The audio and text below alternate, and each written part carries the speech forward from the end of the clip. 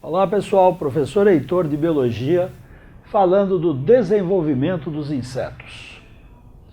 Os insetos, devido à sua grande quantidade, estima-se aí em cerca de 900 mil espécies, imaginem essa quantidade, eles apresentam diversas formas de desenvolvimento. A grande maioria tem fecundação interna. E após essa fecundação interna, o seu desenvolvimento poderá ser direto ou indireto. Tá? O desenvolvimento direto também é chamado de ametábulo. A, querendo dizer sem, metábulo, metamorfose. E o grande exemplo vai ser a traça de livro. Nesse caso da traça de livro, você tem um inseto que, após fecundação, a fêmea coloca o ovo e deste ovo vai sair o imago. O que é o imago? É exatamente a imagem do adulto. Por quê? É um indivíduo pequeno que aos poucos ele vai crescendo e até atingir a maturidade sexual. Mas ele lembra o que vai ser no futuro, tá certo? Então, ele é desenvolvimento direto. Já os insetos com desenvolvimento indireto, eles podem ser hemimetábulos ou holometábulos. Os hemimetábulos vão apresentar meia metamorfose, ou metamorfose dita incompleta. Como exemplo, nós temos baratas, barbeiros, gafanhotos. É muito comum nós olharmos no meio e enxergarmos baratas que parecem que elas são todas segmentadinhas em cima. É porque ainda estão faltando para essas baratas as asas.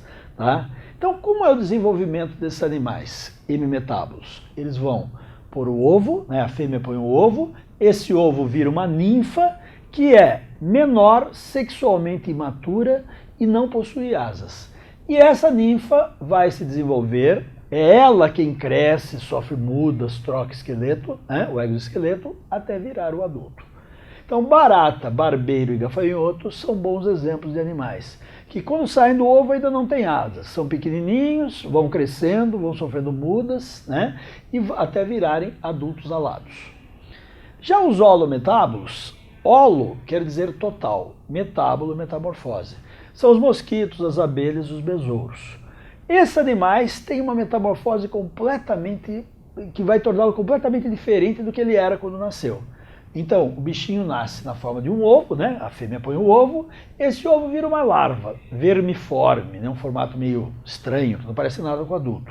Aí ela vai se transformar numa pupa, ou casulo, ou crisálida, do qual vai emergir o adulto, tá bom?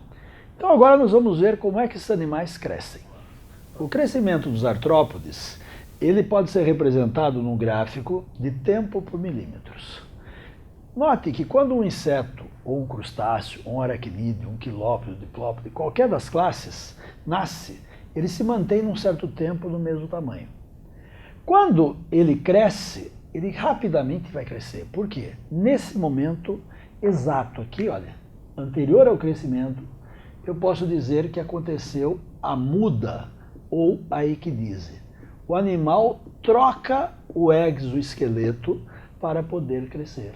Tá? Daí o que acontece? Ele já sem exoesqueleto, ele rapidamente cresce, forma outro esqueleto. Aí ele mantém o mesmo tamanho. Na verdade, ele vai crescendo, mas por dentro do exoesqueleto. E à medida que ele vai ficando mais e mais apertado, o animal solta ou libera na sua circulação um hormônio chamado equidisona. Esse hormônio equidisona vai contribuir para quê? Para que o exoesqueleto dele comece a soltar novamente, né? Aí ele perde o esqueleto e cresce novamente. Então, até atingir o tamanho final, um artrópode pode sofrer 2, 3, 10, 15 mudas, depende muito de cada espécie. Tá bom, pessoal? Muito obrigado.